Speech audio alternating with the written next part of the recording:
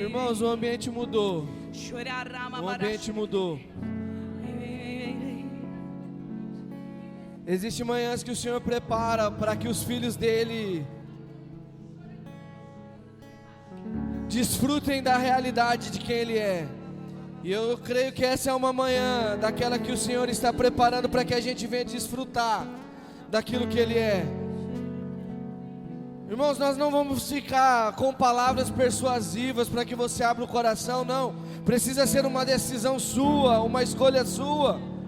Mas nós queremos que o toque do Espírito Santo é tudo que nós precisamos nessa manhã. E muitas das vezes nós não somos tocados porque nós queremos ser tocados em realidades terrenas, enquanto nós precisamos de uma realidade eterna e celestial. Então agora juntos nós iremos clamar para que esse lugar venha subir a sala do trono, que a realidade do trono de Deus se torne realidade neste lugar. Nós clamamos que os anjos ministradores do Senhor tenham liberdade a ministrar em nossos corações. Nós clamamos que os anjos ministradores fluam sobre este lugar, fluam neste lugar, fluam neste lugar, fluam neste lugar, fluam neste lugar.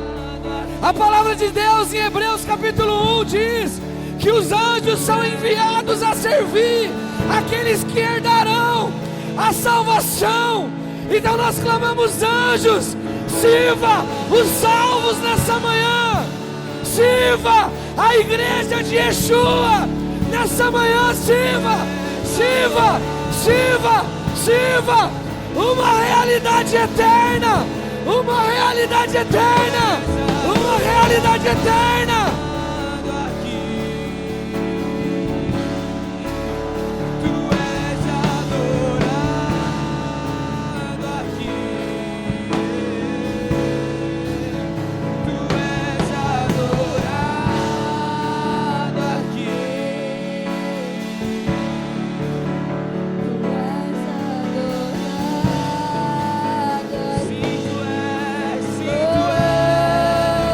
Tu és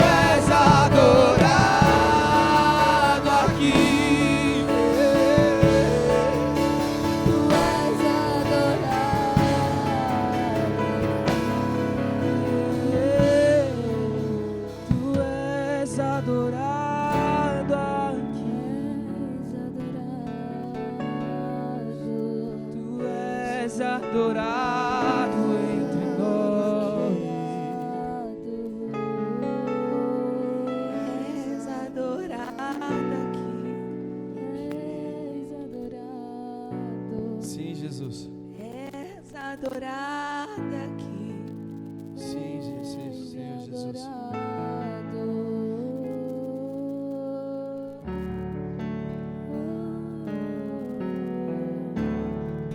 Obrigado, Espírito Santo. Será que você poderia agradecer ao Espírito Santo? Será que você poderia dizer para Ele muito obrigado? Obrigado pela Tua presença entre nós. Obrigado, Espírito Santo.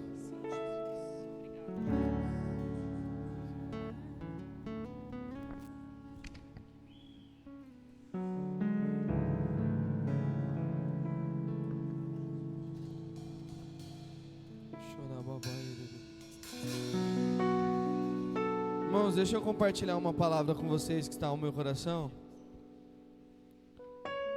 Vou ser muito breve mesmo, porque eu acredito que nessa manhã Deus está nos convidando a beber da fonte que está jorrando. O sentimento que eu estou é que o Senhor quer nos saciar nessa manhã.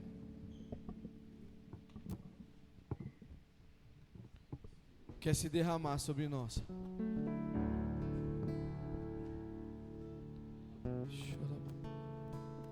Abra comigo a tua Bíblia no Evangelho de Marcos.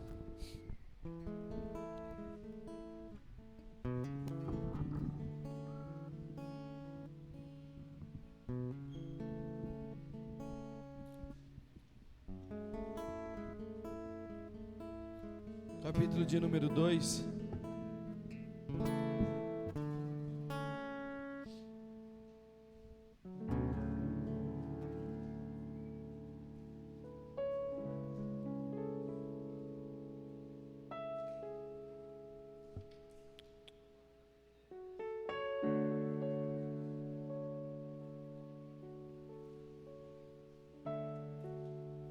A partir do versículo 18.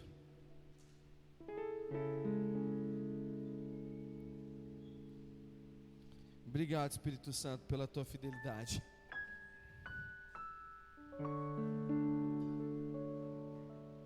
Diz assim: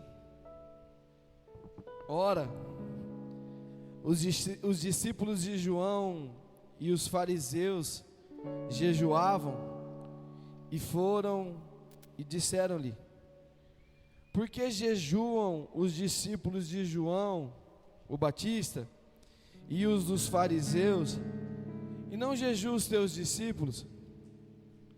Jesus lhes disse, porém, podem porventura os filhos das bodas jejuar enquanto estar com eles o esposo? Enquanto tem consigo o esposo, não podem jejuar. Mas dias virão em que lhes será tirado o esposo, e então jejuarão naqueles dias. Jesus continua dizendo no versículo 21, ninguém deita remendo de pano novo em roupa velha. Doutra sorte, o mesmo remendo novo rompe o velho, e a rotura fica maior. E ninguém deita vinho novo em odres velhas. Doutra sorte, o vinho novo rompe as odres, e entorna-se o vinho, e os odres estragam-se. E o vinho novo deve ser deitado em odres. O vinho novo precisa ser deitado em odres. Espírito Santo, obrigado pela tua palavra. Nós te agradecemos e submetemos a ela. Nós nos submetemos a tudo aquilo que o Senhor quer nos instruir nessa manhã. Eu oro, Pai, para que no nome de Jesus o Senhor aumente o nível da revelação de quem o Senhor é no nosso meio. Porque nós sabemos, Pai, que se a revelação de quem o Senhor é for clara, tudo que nós precisamos se torna irrelevante. Porque o que nós precisamos nessa manhã é de um toque da tua presença e de uma realidade de quem o Senhor é. Eu oro, Pai, para que no nome de Jesus as escamas dos nossos olhos que tem nos impedido de ver quem o Senhor é caia nessa manhã. Que as barreiras levantadas pelo inimigo caia nessa manhã. Eu oro, Pai, para que no nome de Jesus não venha ter sombra daquilo que o Senhor é, mas venha ter uma totalidade a tua igreja, a quem o Senhor é. Eu oro, Pai, pelos meus irmãos nessa manhã, pelas minhas irmãs nessa manhã, que tudo aquilo que o Senhor tem a liberar sobre nós, venha ser liberado. Tudo aquilo que o céu tem retido nesses dias, que o Senhor libere sobre nós, para que juntos nós venhamos ter a plena e a completa revelação do Teu Filho amado. Revela-nos o Cristo nessa manhã, revela-nos o Cristo nessa manhã. Nós denunciamos agora, Pai, todo o padrão humano, tudo aquilo, Pai, que a nossa carne colocou como exemplo, e nós assumimos a realidade dos céus, a realidade da Tua presença, nós assumimos a realidade do Teu trono. Então se revele a nós nessa manhã, Espírito Santo, é o que nós te pedimos, em nome de Jesus, amém?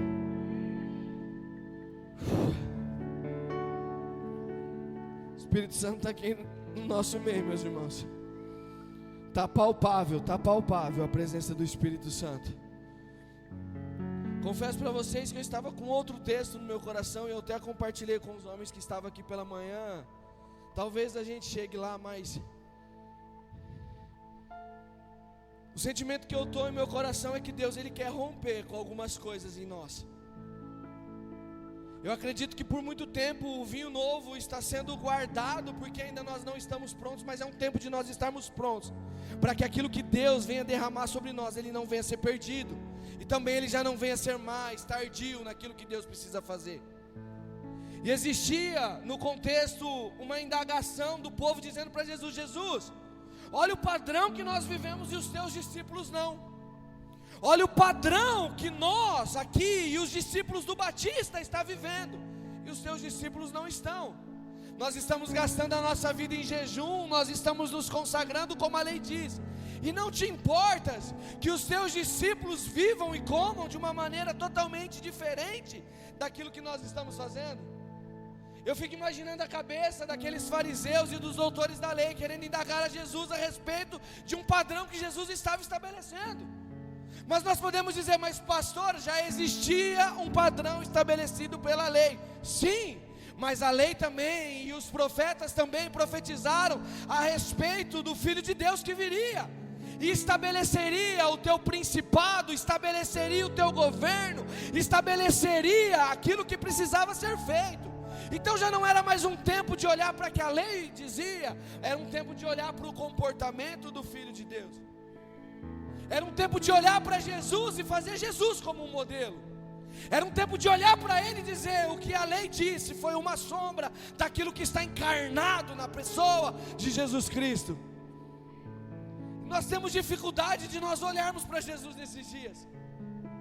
Eu tenho percebido, e como eu disse algumas semanas atrás, o Senhor está nos levando a um nível de consagração, mas não é para revelar para nós coisas grandiosas. O nível de revelação desses dias é nós mesmos olhar para nós e entender quem nós somos, de entendermos na realidade o que nós precisamos mudar e aonde nós precisamos ser moldados à imagem do Filho de Deus. Irmãos, nós podemos parecer muitas coisas, mas se nós não aparecermos com Cristo, de nada vai valer. Nós podemos ser bonitos em muitas coisas, mas se Cristo não estiver estampado em nós, não vale de nada. Nós podemos falar muitas coisas, mas se a revelação de quem Cristo é não estiver em nós, irmãos, de nada é suficiente. E como nós estamos satisfeitos em viver uma vida de aparência? E como a nossa geração está satisfeita em viver uma vida com aquilo que se parece correto, com aquilo que se parece bíblico, com aquilo que se parece do reino de Deus. Mas chegou um tempo que o vento do Espírito vai soprar sobre a nossa cidade, o vento do Espírito vai soprar sobre a igreja de Jesus, e tudo aquilo que é aparência vai ser aniquilado, e a verdade do nosso coração vai ser estampada. Como eu temo por esse dia, irmãos.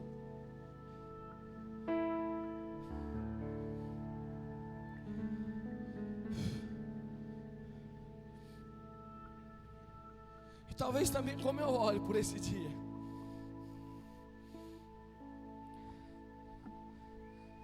Aqueles caras estavam querendo ensinar a Jesus qual era o padrão para atraí-lo. Eles estavam querendo ensinar a Jesus aquilo que Jesus gostava. Eles estavam querendo ensinar para Jesus, falar: Jesus, quando Jesus vinha, Ele gosta disso, Ele não gosta disso que vocês estão fazendo. Olha isso. Quantas vezes, irmãos, nós estamos querendo ensinar para Jesus aquilo que Jesus sabe que é aquilo que Ele gosta? Quantas vezes nós estamos querendo ensinar para Jesus aquilo que nós queremos achar que Ele gosta, ou acharmos que Ele gosta?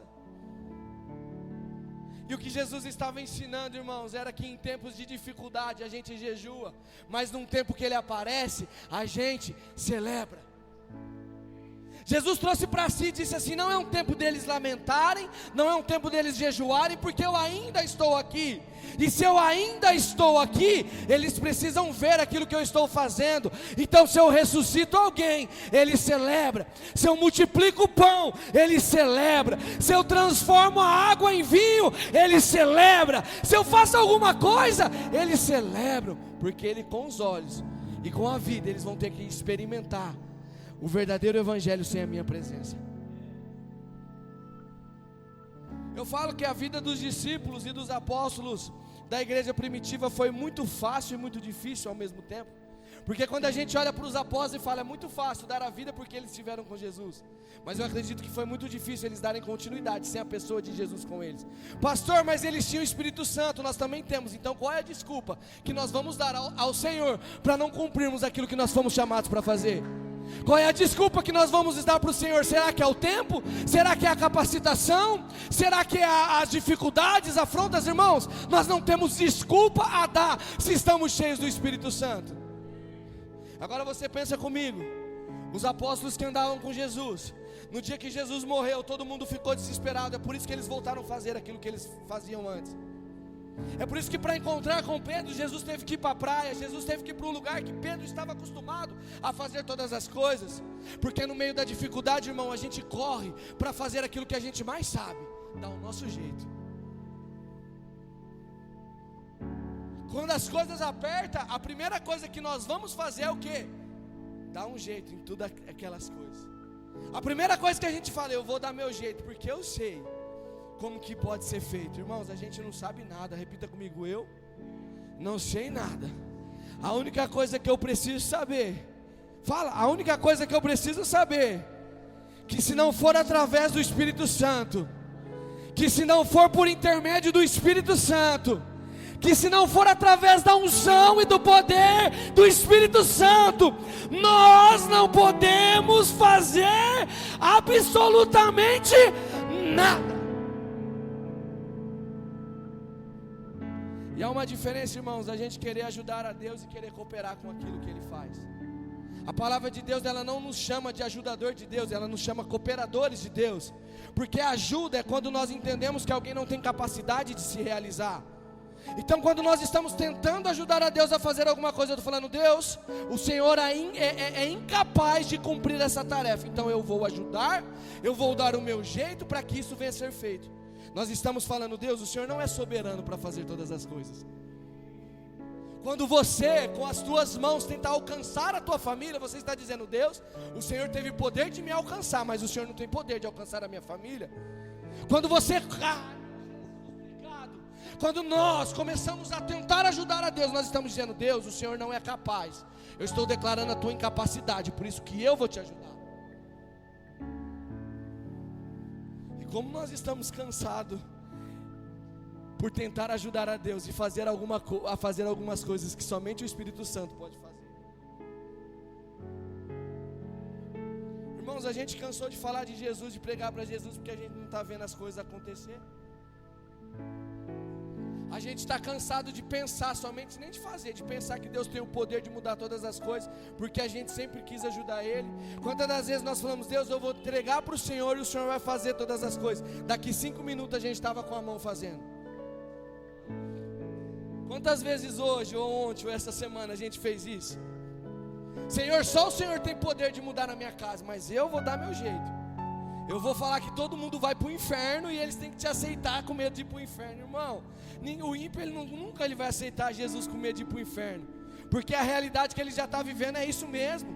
Mas quando nós evidenciarmos o amor e o coração de Deus, irmão, não há dureza de coração que permanece, não há frieza de coração que permanece, não há coração duro o suficiente que resista à presença do Espírito Santo de Deus.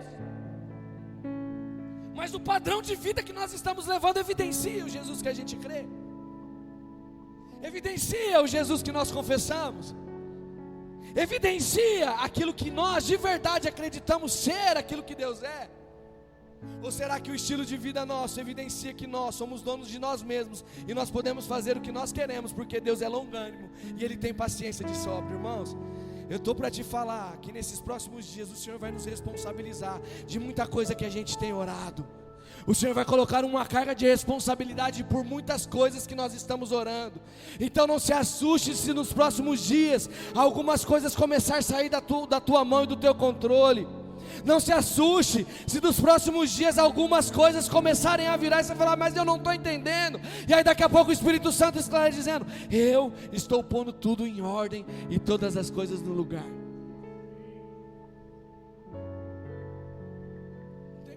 A gente estabelecer um padrão em cima de um padrão que já foi desqualificado. Não tem como nós taparmos com o Evangelho de Jesus aquilo que a lei estabeleceu. Não tem como, gente, a gente querer viver debaixo de um padrão que já foi desqualificado há tempo. É um tempo de nós vivermos através do Filho de Deus, através da revelação de quem Cristo é. E eu vou falar um negócio para você, um homem que teve uma revelação plena, ele não consegue fazer mais nada. O homem que verdadeiramente conheceu a Jesus, dificilmente vai conseguir fazer alguma coisa. Abra comigo a tua Bíblia em Filipenses capítulo 3.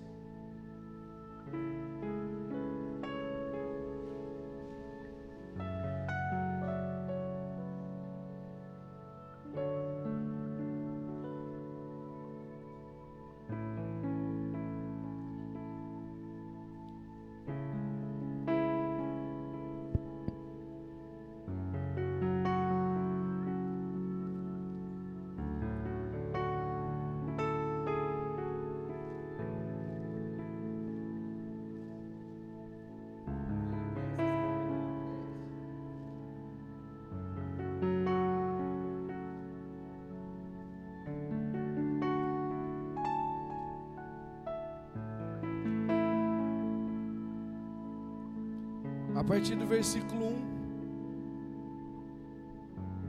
Finalmente, irmãos meus, alegrai-vos no Senhor.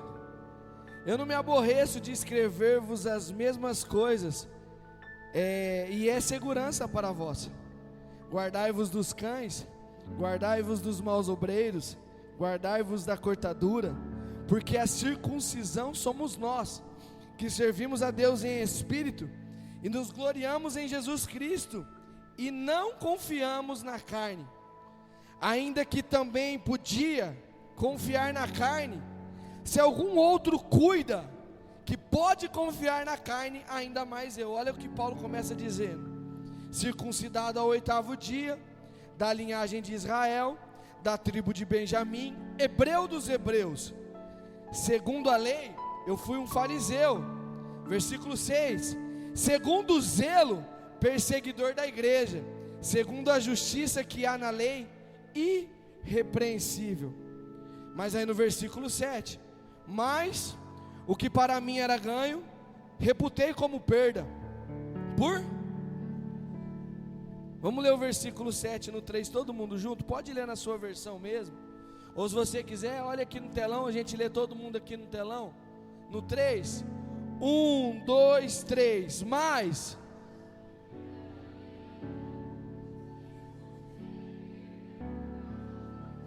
por causa de, nós já ouvimos e já cantamos tantas vezes, eu considero tudo como perca. Como que é aquela música?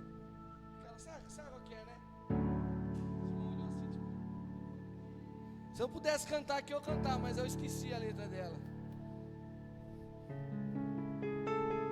Eu esqueci mesmo, gente. Eu estou tentando até lembrar para soltar o refrão aqui. Você sabe qual que é, né?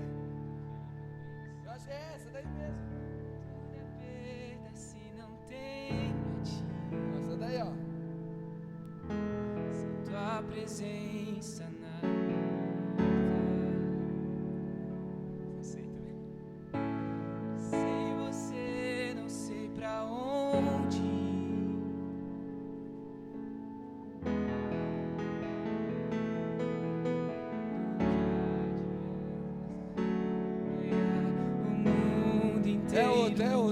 outra, mas tá bom. Verdade, a gente canta que a gente considerou tudo como perca. A gente canta que a gente considerou tudo como um esterco. Em algumas versões diz. A gente considera essas coisas, mas a gente só pode considerar alguma coisa se a revelação de Cristo Jesus estiver em nós. Porque se não tivermos clareza de quem Jesus é para nós, nós não vamos ser nada como perca, nem a nossa vida. Se não tivermos a clareza do Filho de Deus, irmãos, qualquer coisa vai ocupar o lugar dele no nosso coração. As dificuldades, as preocupações, até o anseio de ajudar a Jesus a fazer igreja, vai ocupar o lugar dele no nosso coração. Mas quando nós temos a revelação de quem ele é, irmão, se tem uma coisa que a igreja tem é a alegria. É alegria na perseguição, é alegria na afronta, é alegria nas dificuldades, mas também é alegria enquanto é alegria quando ele se estabelece, é alegria quando ele se manifesta. E nós precisamos de alegria nesses dias.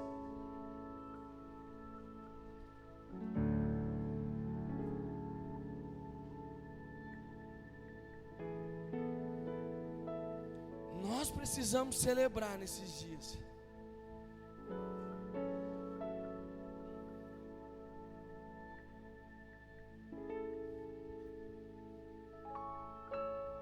A gente precisa fazer alguma coisa na presença dele, irmãos.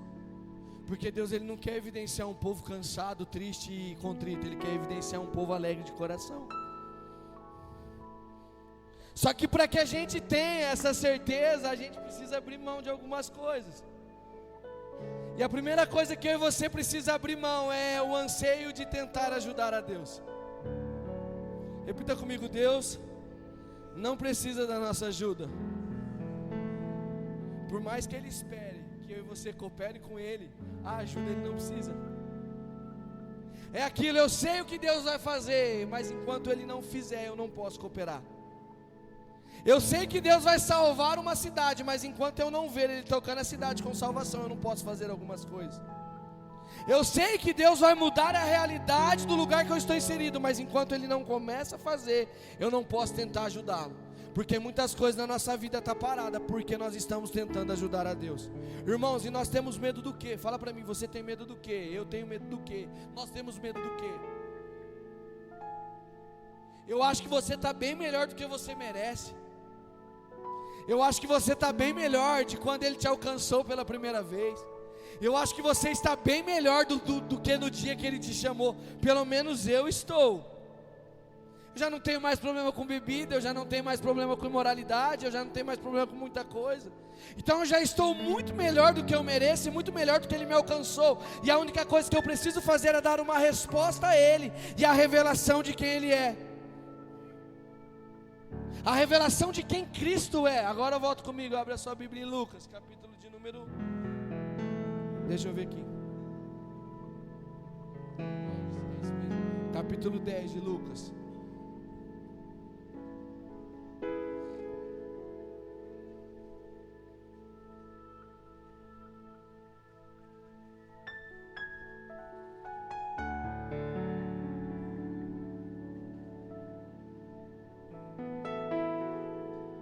Lucas capítulo 10.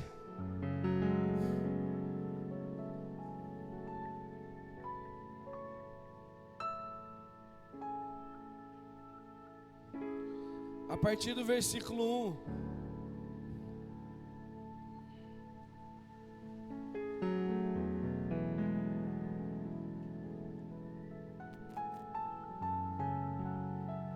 E depois disso, designou o Senhor ainda outros 70 e mandou-os adiante da sua face, de dois em dois, a todas as cidades e lugares aonde ele havia de ir.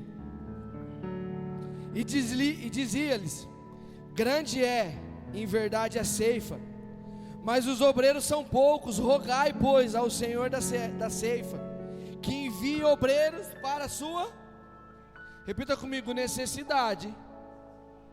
Repita comigo, necessidade não se resolve com jeitinho. Necessidade se resolve com clamor. O Senhor nos ensina que diante a uma necessidade clara, nós não podemos pôr a mão, nós precisamos. E sabe por que a igreja da nossa geração e dos nossos dias, ela já não clama mais? Porque ela não conhece o Filho. Porque o padrão de clamor é o Filho. O padrão de oração é Jesus. O padrão de fazer todas as coisas é Cristo. Então nós deixamos de fazer alguma coisa porque nós deixamos de conhecê-los. Pastor, mas eu fiz um dia, mas eu quero que você entenda. Nós nunca teremos, enquanto Jesus não estiver face a face conosco, nós nunca teremos clareza plena de quem Ele é. Todos os dias nós precisamos conhecer Ele mais um pouquinho. Todos os dias nós precisamos compreender Ele mais um pouquinho.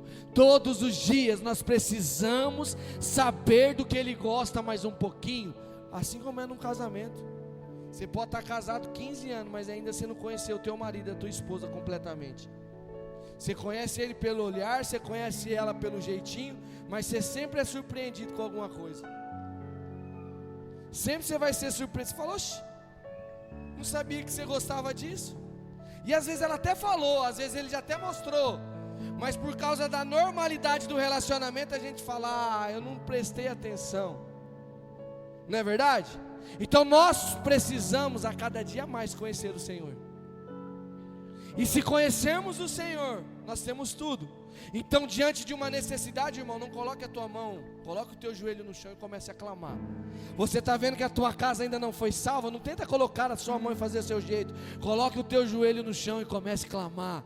Você está vendo que a corrupção tomou conta do Brasil, tomou conta da cidade? Não vai querer ir para a internet arrumar confusão. Vá colocar o teu joelho no chão e clamar, e clamar, e clamar, e clamar, até que Ele envie os teus trabalhadores.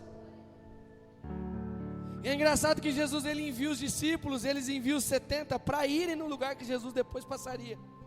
Era como se Ele falasse, vocês serão os meus representantes e anunciarão, e vocês verão o que vão acontecer. Continua comigo no texto de Lucas capítulo 10,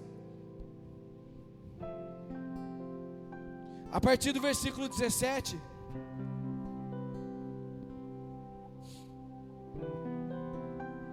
De Lucas capítulo 10.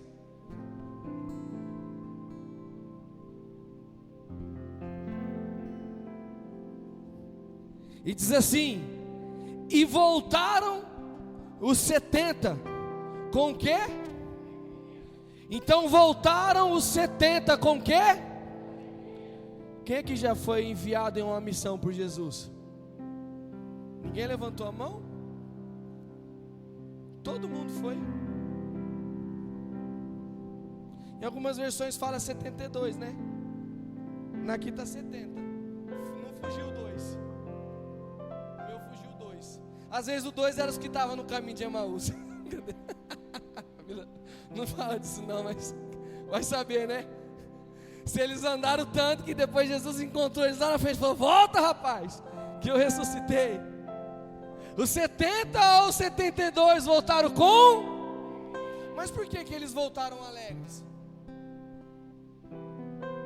Aí a gente pode dizer: pastor, eles voltaram alegres porque os demônios se submeteram, porque os enfermos foram curados e porque todos ouviram a mensagem da salvação. Mas eu entendo que eles voltaram alegres porque eles conheceram verdadeiramente o poder de Deus. Porque antes de evidenciar o que eles fizeram, eles dizem: Deus, Jesus, em teu nome, tudo que o Senhor disse aconteceu. Os demônios se sujeitaram, os enfermos foram curados, os cativos foram libertos. E se há uma alegria dentro do nosso coração, não é pelos sinais, é porque nós estamos conhecendo verdadeiramente o teu poder. Irmãos, não se impressione com os próximos dias, porque os próximos dias serão dias de sinais. Não se impressione com as coisas que vão acontecer nos próximos dias. Não se impressione se o câncer voltar a ser vomitado dentro da igreja de Jesus. Não se impressione se o cadeirante voltar a andar dentro da igreja de Jesus. Não se impressione, não se impressione, porque não é a evidência do milagre que está para acontecer, é a evidência daquele que nos enviou. De nós temos um lugar para voltar e falar qual que é a próxima missão, porque a missão não é maior do que o meu Senhor. Entende, irmãos? Nós estamos envolvidos em uma missão e nós precisamos entender que a missão não é nossa e o êxito da missão também não é. Tudo é de Cristo e tudo é para Cristo. Então os 70 ou 72 voltaram dizendo: Jesus, tudo que o Senhor disse aconteceu. Jesus, a minha casa foi salva porque o Senhor falou que ela ia ser. Jesus, a porta se abriu porque o Senhor falou que ia abrir. Senhor Jesus, o Senhor transformou a realidade que eu estava porque o Senhor falou que a realidade que ia mudar. E aí, irmão, tudo aquilo que aconteceu a gente deixa para trás. O problema é que nós estamos construindo um monumento naquilo que só o poder de Deus pode fazer, e nós estamos colocando o nome naquilo que Deus fez. Então Deus fez alguma coisa, a gente fala: eu vou ficar aqui, vai que acontece de novo. Na primeira manifestação a gente para e fala: vai que acontece de novo. Quantas vezes eu já falei isso aqui, é verdade, nós viramos nostálgico. Nós lembramos do que Deus fez e nós não temos a compreensão do que Ele ainda vai fazer. E tudo que Ele ainda vai fazer é muito maior do que aquilo que Ele já fez. Irmãos, uma cura, uma porta aberta, um milagre não é comparável à glória que há de vir. Não há, irmão, comparação. O mudo pode voltar a falar, o surdo pode voltar a ouvir, o coxo pode saltar na presença, mas a recompensa que nós estamos esperando é os ares se abrindo e Cristo voltando em glória para reinar com a tua igreja. Agora volta em Filipenses capítulo 3.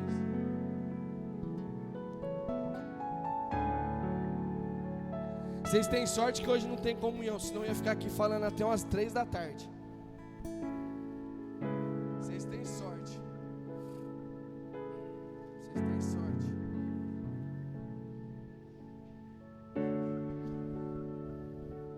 Se vocês forem buscar um frango ali na padaria, eu fico até as 3 da tarde. O que eu falei mesmo?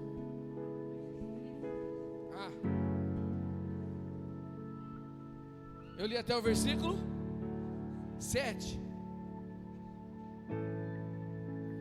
E no versículo 8, Paulo vai dizer: e na verdade, tenho também por perda todas as coisas. Repita comigo: todas as coisas precisamos ter como perda. Será que nós estamos dispostos a perder? Falei para você, irmãos, nós estamos finalizando agora a primeira semana da Santa Convocação, não é verdade? Amanhã nós vamos entrar na segunda semana, pela contagem de dias.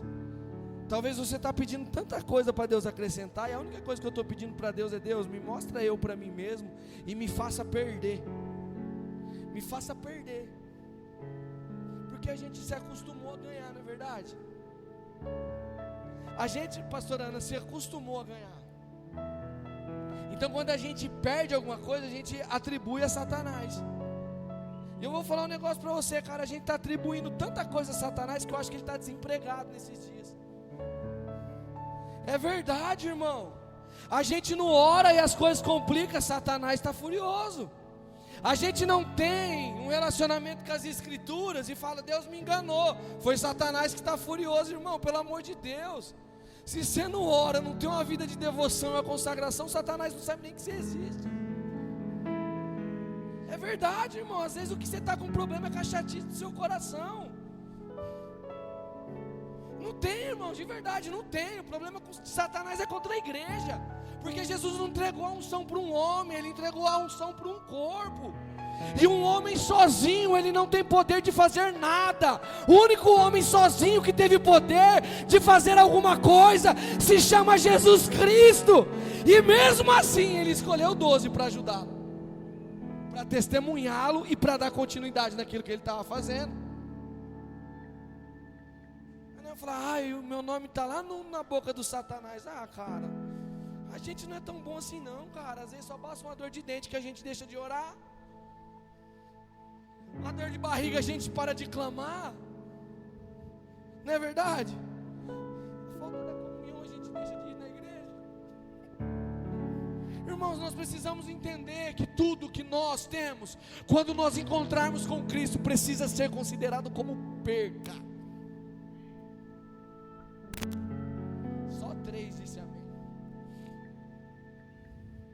E é um tempo que nós vamos começar a perder, gente. Estou entendendo que é um tempo da gente começar a perder. Você está disposto a perder? Olha para o irmão que está lá e fala assim: você está disposto a perder? Fala para ele: você está disposto a perder? Fala para ele, fala: você está disposto? Você está disposto a perder? Porque quem tiver disposto a perder, vai acontecer isso aqui, ó.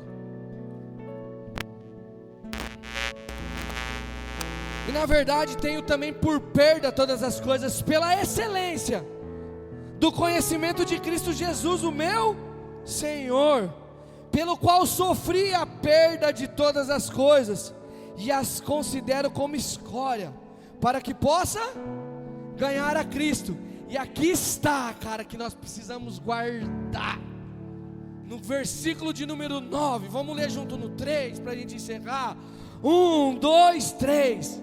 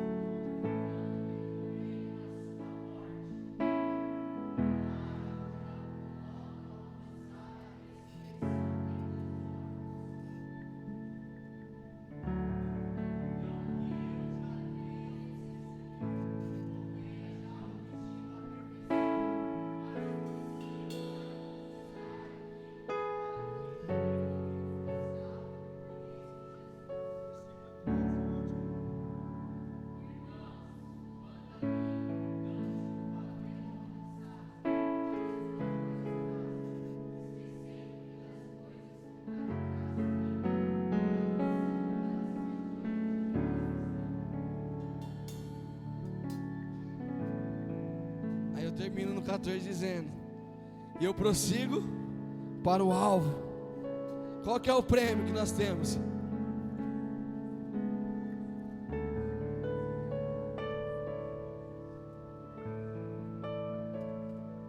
Será que nós temos alegria em perder? Será que nós temos alegria em abrir mão?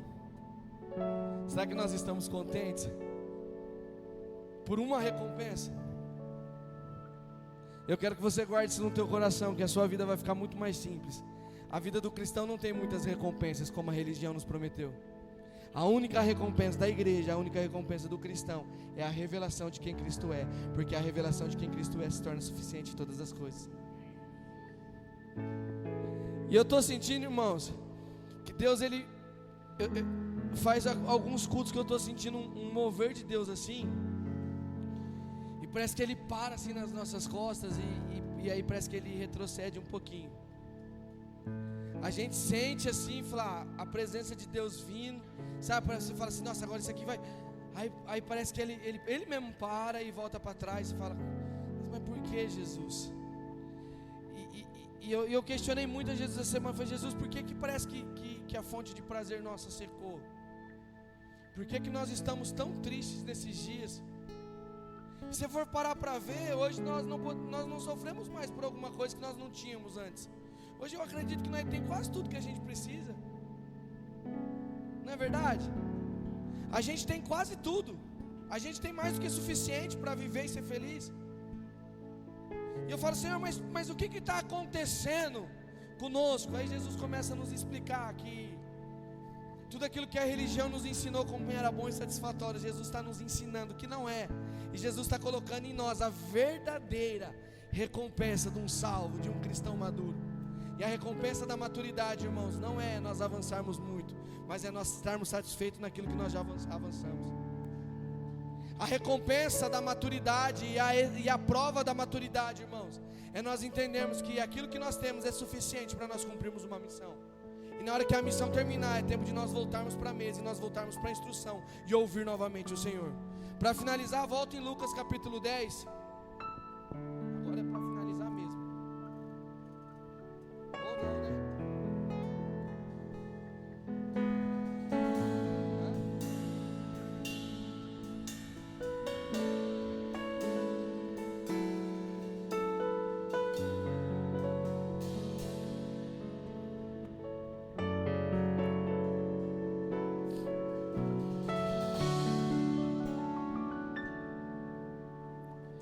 Versículo 38.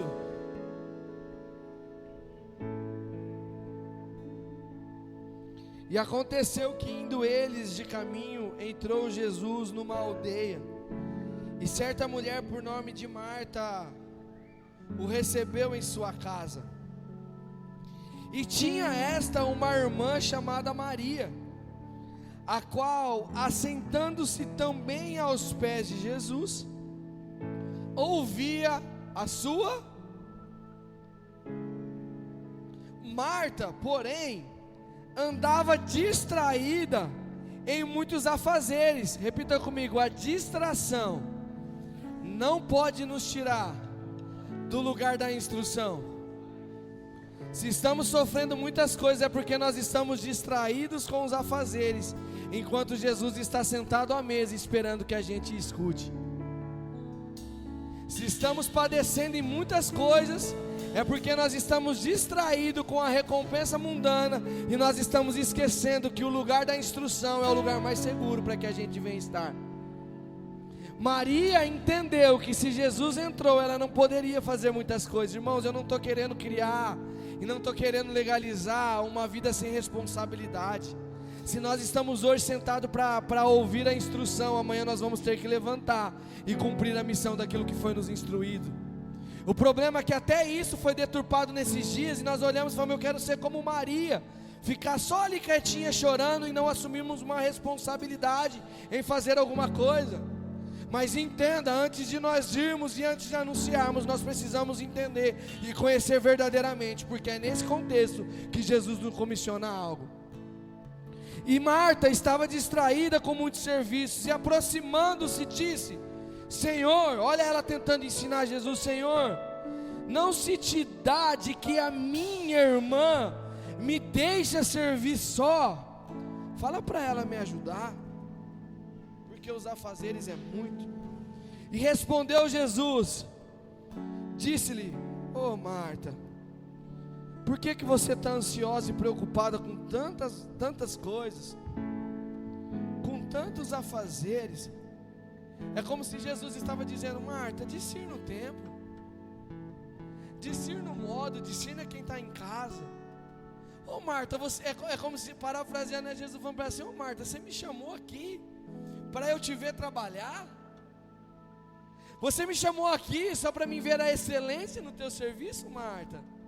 Por que você está ansiosa? Por que você está preocupada? Olha, Marta, eu não repreenderei Maria, e eu vou te dizer por quê. Porque ela escolheu a melhor parte. A melhor parte é o que? É ser instruído, é ouvir o que eu tenho a dizer.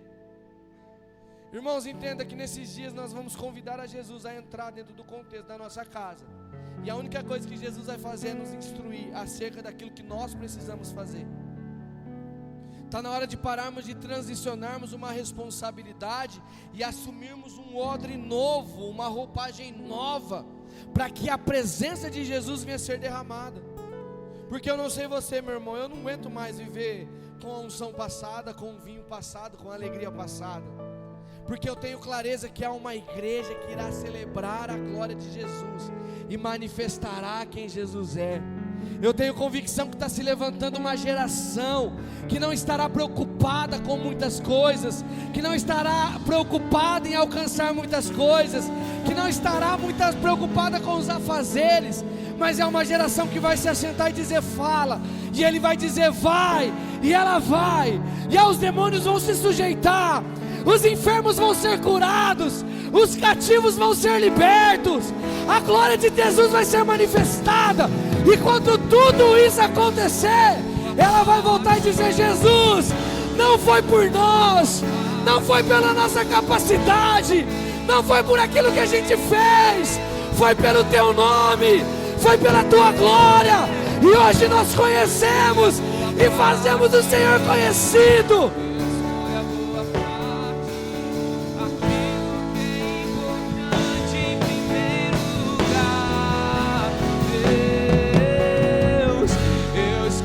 Boa parte, eu escolho a boa parte, aquilo que é importante em primeiro lugar.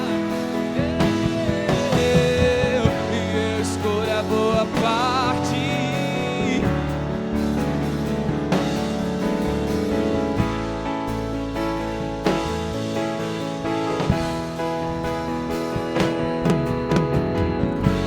Escolha a boa parte.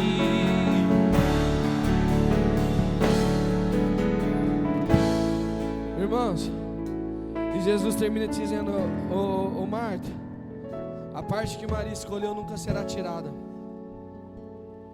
Irmãos, no fundo você sabe o que precisa fazer, só que a circunstância te fez esquecer.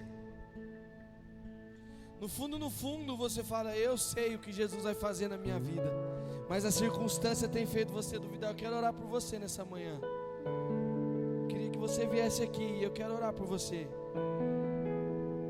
Eu acredito que hoje Jesus ele quer mudar uma roupagem, trocar a nossa odre, para que o vinho novo venha a ser derramado, irmãos. E é um tempo de alegria sobre nós. É um tempo de alegria sobre a igreja de Jesus. O que eu tenho percebido, irmão, é que nós semeamos em lágrimas muitos dias, só que o tempo de colher em alegria, em júbilo está chegando sobre a igreja de Jesus. E se você está fiel, se permanecermos fiéis naquilo que nós precisamos fazer, irmãos, não é tempo de arredarmos, não é tempo de voltarmos atrás, é tempo de prosseguir. Repita comigo: é tempo de prosseguir. Fala: é tempo de prosseguir, porque a recompensa está chegando. Irmão, eu não estou falando para você que Deus vai te dar casa, carro, não. Se Ele quiser te dar, Ele te dá. Mas eu estou dizendo que é um tempo da clara revelação de quem Cristo é, porque Cristo é suficiente, e nada mais importa, e nada mais importa, e nada mais importa.